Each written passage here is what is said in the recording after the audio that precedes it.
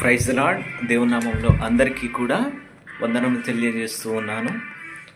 ఈ మధ్య కాలంలో నేను యూట్యూబ్లో ఒక పాట నేను వినటం జరిగింది.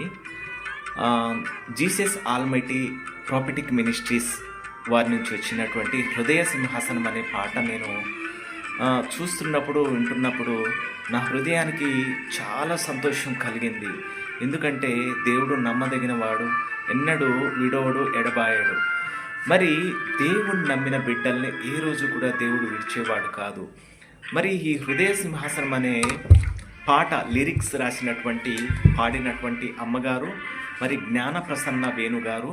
మరి ఆ అమ్మగారు అయ్యగారు వారి మినిస్ట్రీస్ని బట్టి నేను ఎంతగానో సంతోషిస్తూ ఉన్నాను. ఈ పాట అనేక ప్రజలకు ఆశీర్వాదకరంగాను, అనేక ప్రజలకు మరి ఎంతగానో వారి హృదయాలకు ఆనందకరంగానూ ఉంది.